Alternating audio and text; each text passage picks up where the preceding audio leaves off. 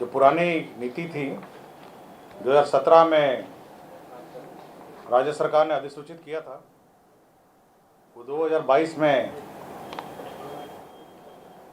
उसकी अवधि पूरी हो गई और अब 2022 से अब अगले 5 साल के लिए एक नई नीति राज्य सरकार ने स्वीकृत किया है। मुख्य रूप से जो प्रावधान है वो वही प्रावधान है जो पुरानी नीति में है, किंतु जो चयन की प्रक्रिया है जिसमें बहुत सारा समय लगता था, पुरानी नीति में एक विशेषज्ञ की कमेटी थी पुरानी नीति में, और उस विशेषज्ञ कमेटी के बैठक होने में विलंब होता था। उसको परिवर्तित करके अब 3 स्तरीय कमेटी हो गया है। पहला है जो चयन समिति है, जो स्क्रीनिंग कमेटी है, वो निदेशक उद्योग की अध्यक्षता में होगी। तो विभागीय कमेटियां हैं जिसमें विभिन्न विभाग के प्रतिनिधि होंगे। तो निदेशक जो उद्योग है वो पहले स्क्रीनिंग करेंगे और फिर उसका चयन जो है वो प्रधान सचिव के अध्यक्षता में कमेटी है जिसमें विभिन्न विभाग के प्रतिनिधि हैं, उद्योग संघों के प्रतिनिधि हैं, तो वो चयन करेंगे। तो अब चयन की प्रक्रिया और स्क्रीनिंग की प्रक्रिया बदल दी गई है ताकि जो स्टार्टअप नीति 2022 से अगले 5 साल के लिए है उस चयन में जल्दी चयन हो और स्टार्टअपों को लाभ हो। तो ये पहला निर्णय है जो बहुत महत्वपूर्ण निर्णय है जो राज्य सरकार ने लिया है। दूसरा एक बहुत महत्वपूर्ण निर्णय है, वो है राज्य सरकार ने 3 स्थानों पर 5 स्टार होटल के लिए 45 साल के लिए भूमि लीज पर देने के लिए का निर्णय लिया है। उसमें पाटलिपुत्रा अशोक होटल है, वीरचंद पटेल पथ पर 1.5 एकड़ भूमि है जिसमें करीब कम से कम 175 कमरे का होटल विभिन्न प्राइवेट इन्वेस्टर्स द्वारा बनाया जाएगा। दूसरा आपका बांकीपुर बस स्टैंड है, गांधी मैदान पटना की भूमि, ये करीब 3.5 एकड़ की भूमि है। इसमें कम से कम 500 कमरों का होटल बनेगा। ये सबसे बड़ा होटल होगा बिहार का और संभवतः ये सबसे ऊंचा भी टावर होगा हमारे राज्य का। और तीसरा जो सुल्तान पैलेस है उसको पूरे रूप से तोड़ के 4.8 एकड़ भूमि पर कम से कम 400 कमरे का एक होटल बनाया जाएगा। तो ये 3 होटल के बाद करीब 1100 कमरों का हमारे इस प्रस्ताव से स्थापित हो सकेंगे। दूसरा ये है कि इसमें हम लोगों ने, राज्य सरकार ने एफएआर में भी बढ़ोतरी की है। होटल पाटलिपुत्र अशोक में 4 एफएआर का है, बांकीपुर बस स्टैंड में सबसे अधिकतम 6 एफएआर है। सामान्यतः 2.5 होता है लेकिन 6 एफएआर अलाउड है और सुल्तान पैलेस में 4 है ताकि बहुत सारे कमरे बन सकें और कम से कम 1100 कमरे 5 स्टार होटल के राज्य में अब बन पाएंगे इस व्यवस्था से। तीसरा महत्वपूर्ण निर्णय है, राज्य में स्थापित जो पशु विज्ञान विश्वविद्यालय में अध्ययनरत पीजी, पीएचडी, फेलोशिप और इंटर्न के मानदेय में वृद्धि मंत्रिपरिषद ने स्वीकृति का निर्णय लिया है। इसमें एमवी साइंस के 2 साल का जो कोर्स है उसमें प्रस्तावित मानदेय 7,650 प्रति माह कर दिया गया है। पीएचडी 3 साल का जो कोर्स है उसमें 12,000 प्रति माह प्रस्तावित मानदेय स्वीकृत कर दिया गया है। संजय गांधी डेयरी तकनीकी संस्था पटना में एमटेक डेयरी टेक्नोलॉजी 2 साल का है, 7,650 इसका मानदेय कर दिया गया है। मत्स्य महाविद्यालय किशनगंज है, ये एमएफ साइंस है, 2 साल का कोर्स है, 7,650 कर दिया गया है। और इंटर्नशिप 6 महीने का बिहार पशु महाविद्यालय, पशु चिकित्सा महाविद्यालय पटना है, इसका 15,000 रुपये कर दिया। तो ये एक महत्वपूर्ण निर्णय है हमारे राज्य में अध्ययनरत हमारे छात्रों के लिए। बिहार पशु चिकित्सा महाविद्यालय पटना, भाई साहब थोड़ा माइक थोड़ा कम करेंगे, थोड़ा गूंज रहा है। बिहार पशु चिकित्सा महाविद्यालय पटना, MV साइंस का 2 साल का कोर्स है। इसमें मानदेय है 7,650। PhD 3 साल का है इसी महाविद्यालय में, 12,000 रुपये प्रति माह है मानदेय। संजय गांधी डेयरी तकनीकी संस्था पटना है, ये MTech डेयरी टेक्नोलॉजी 2 साल का कोर्स है, 7,650। मत्स्य महाविद्यालय किशनगंज, MF साइंस है 2 साल का, 7,650 प्रति माह। और इंटर्नशिप 6 महीने का बिहार पशु चिकित्सा महाविद्यालय पटना, 15,000 प्रति माह। ये इसके रेट कम थे, पहले 2,000, 3,000, 2,000, 5,000 थे। इसको बढ़ा के हम लोगों ने, जो अधिकतम है, अगर लास्ट आप देखेंगे बिहार वेटनरी कॉलेज पटना के, उसमें मानदेय था 5,000, जिसको बढ़ा के 15,000 कर दिया है। मतलब जस्ट एक मैं अब नमूने के तौर पे आपको बता रहा हूँ, 5,000 को बढ़ा के अब 15,000 हो गया है बिहार पशु चिकित्सा महाविद्यालय के इंटर्नशिप के। पुराना वाला पढ़ूँ? MV साइंस का है 2,000 था पहले, PhD 3 साल वाले का 3,000 था। Sanjay Gandhi institute of dairy technology MTech dairy में 2,000 था, और इंटर्नशिप का बिहार वेटनरी कॉलेज का 5,000 था।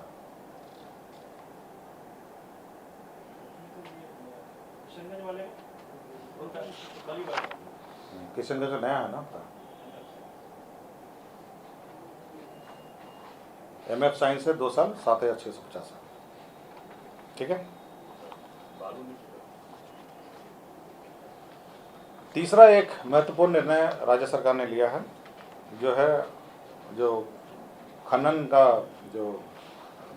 ये जो बालू घाटों का बंदोबस्ती, तो विभिन्न 5 बालू घाट जो 5 वर्ष के लिए बंदोबस्ती की जाएगी, तो हमारे जिला समर्था जो हैं वो नीलामी के माध्यम से करेंगे 5 वर्षों के लिए।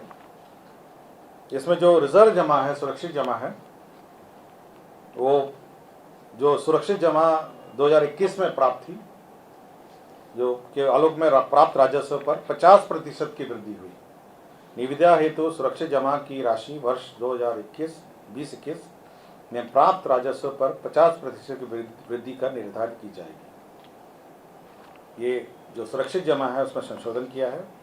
5 वर्षों की बंदोबस्ती के लिए समर्था को अधिकृत किया गया है कि वो नीलामी से करेंगे।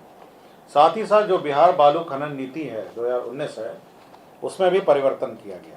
तो 2 आज प्रस्ताव आए थे मंत्रिपरिषद में और दोनों पर स्वीकृति दी गई। तो दूसरा प्रस्ताव ये था, जो बालू खनन नीति 2019 है उसमें भी संशोधन है। इसमें जो प्रतिभूति राशि है, सुरक्षित जमा है, उसको 10 से बढ़ा के 25 कर दिया है, और प्रतिभूति राशि समानुदान मूल्य का 25% होगा। ये पहले 10% था, इसको भी 25 कर दिया गया। तो 2 संशोधन ये किया है, सुरक्षित जमा का 25% और प्रतिभूति राशि समानुदान मूल्य का 25% हो गया। तो दो जगह ये संशोधन है। दूसरा ये है, पर्यावरणीय स्वीकृति एवं अन्य वैधानिक स्वीकृति सफल डाककर्ताओं एवं बंदोबस्तारियों को स्वयं समयबद्ध रीति से प्राप्त करना होगा। पहले राज्य सरकार प्राप्त करके इनको देती थी, अब ये संशोधन कर दिया गया है कि जो डाककर्ता हैं और बंदोबस्तीधारी हैं, वो अब ये पर्यावरण स्वीकृति एवं अन्य स्वीकृति प्राप्त करेंगे। साथ ही साथ सफल डाककर्ता बंदोबस्तधारी QCI और नेबेट से मान्यता प्राप्त RQP तैयार करेंगे। जो माइनिंग प्लान है वो भी वे स्वयं विभिन्न जो स्थापित संस्थाएं हैं, क्वालिटी काउंसिल ऑफ इंडिया है, नेबेट है, NABET, इसके माध्यम से करेंगे। और यदि चौथा इसमें संशोधन किया गया है कि यदि वो वसूली करना चाहे, किसी ने पेमेंट नहीं किया, तो 21 दिन का नोटिस देखते हुए बिहार उड़ीसा लोक मांग अधिनियम PDR एक्ट जो है उसके माध्यम से इस राशि को वसूल किया जाएगा। पहले इस समय सीमा निर्धारित नहीं था, अब है कि 21 दिन का नोटिस देंगे और 21 दिन के नोटिस के बाद इसकी वसूली की जाएगी। नोटिस आप देंगे, स्टेट गवर्नमेंट? हाँ, स्टेट गवर्नमेंट, जिला पदाधिकारी देंगे और उसके बाद वसूली की जाएगी। ये समय सीमा नहीं निर्धारित था और लोग समय ज़्यादा लेते थे और अनलिमिटेड समय तक पेंडिंग रखते थे, अब है कि अगर 21 दिन के नोटिस में अगर जमा नहीं करेंगे तो आप पर पीडीआर हो जाए। तो 4 संशोधन किए गए हैं। पहला संशोधन है कि सुरक्षित जमा और प्रतिभूति में। दूसरा संशोधन आपका पर्यावरण, अब है कि अगर 21 दिन के नोटिस में अगर जमा नहीं करेंगे तो आप पर पीडीआर हो जाए। तो 4 संशोधन किए गए हैं। पहला संशोधन है कि सुरक्षित जमा और प्रतिभूति में। दूसरा संशोधन आपका पर्यावरण स्वीकृति और वैधानिक स्वीकृति पे। तीसरा आपका जो प्लान है, माइनिंग प्लान जिसको कहते हैं, वो स्वयं डाककर्ता और बंदोबस्तदारी करेंगे। और चौथा जो है वो बकाया वसूली के लिए 21 दिन का नोटिस है। तो ये 4 संशोधन किए गए हैं। एक और महत्वपूर्ण निर्णय मंत्रिपरिषद ने आज लिया है, वह है इंस्टीट्यूट ऑफ पेट्रोकेमिकल टेक्नोलॉजी की स्थापना। तो बीटा में एक इंस्टीट्यूट ऑफ पेट्रोकेमिकल टेक्नोलॉजी की स्थापना की जाएगी और इसमें कुल 84 करोड़ 33 लाख का व्यय होगा। राज्य सरकार 25 करोड़, भारत सरकार 25 करोड़ 65 लाख लगाएगी और राज्य सरकार 58.67 करोड़ लगाएगी। और साथ ही साथ 10 एकड़ भूमि भी राज्य सरकार ने निःशुल्क इस संस्था को दिया है। तो इंस्टीट्यूट ऑफ पेट्रोकेमिकल टेक्नोलॉजी ये एक ब्रांच है, ये central institute of petrochemicals engineering and technology, CIPET मुख्यालय चेन्नई है इसका मुख्यालय। ये भारत सरकार का ही इंस्टीट्यूट है। तो उसी के द्वारा इंस्टीट्यूट ऑफ पेट्रोकेमिकल टेक्नोलॉजी अब बिहार में भी स्थापित की जाएगी। इसमें हमारे यहाँ के छात्रों को, स्टूडेंट्स को पेट्रोकेमिकल पर प्रशिक्षण दिया जाएगा। तो ये महत्वपूर्ण संस्था है और महत्वपूर्ण निर्णय राज्य सरकार का है। इसके अतिरिक्त अनुसूचित जाति जनजाति कल्याण विभाग में 2 भीमराव अंबेडकर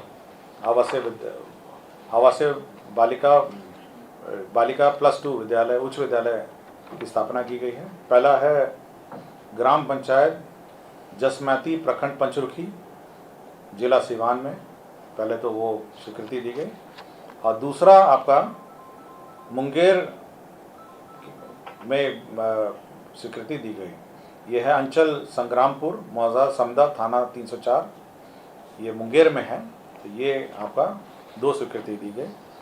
साथ ही साथ जो अनुसूचित जाति अत्याचार अधिनियम है, अनुसूचित जाति और अनुसूचित जनजाति अत्याचार निवारण अधिनियम 1989 है, उसके अंतर्गत ये सेंट्रली स्पॉन्सर्ड स्कीम है। 50-50 राज्य सरकार का 50% अंश होता है और केंद्र सरकार का 50% अंश होता है।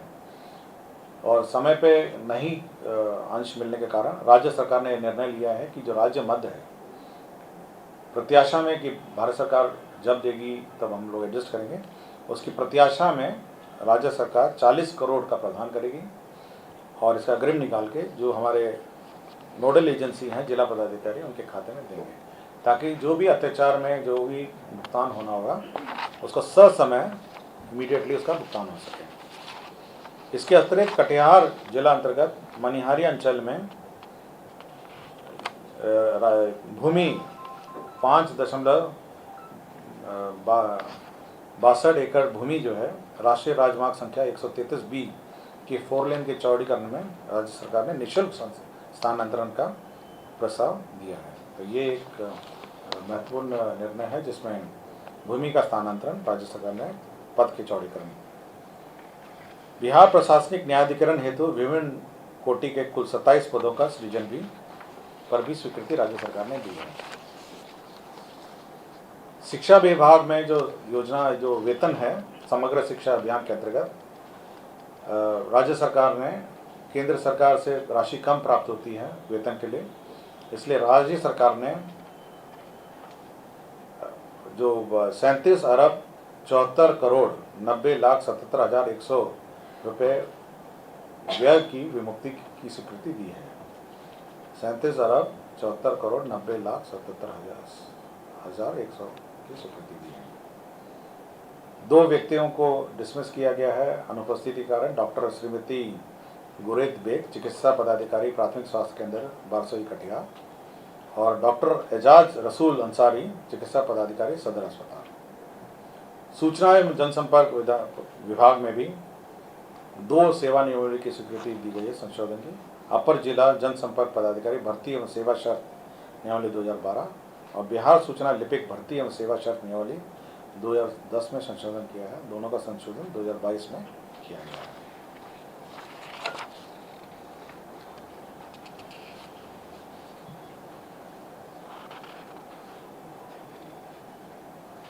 शिक्षा विभाग में ही जो आप जानकारी होगी कि बिहार विद्यालय परीक्षा समिति संबद्धता नियमावली 2011 के आलोक में राज्य में अनुदानित 599 इंटर स्तरीय महाविद्यालय +2 एवं 16 माध्यमिक विद्यालय में से 461 इंटर स्तरीय महाविद्यालय +2 एवं 15 माध्यमिक विद्यालय को संबद्धता के लिए मापदंड के लिए समय निर्धारित किया गया था। ये समय 31 दिसंबर 2021 को समाप्त हो गया था। आपको जानकारी होगी, ये समय समय पर ये बढ़ा है और आखिरी बार ये 31/12/2021 तक ये बढ़ाया गया था। अब क्योंकि कोरोना काल में ये कुछ संस्थाएं अपने मापदंड को पूरा नहीं कर पाए हैं, इसलिए अब विभाग के अनुरोध पे कि इसको दिसंबर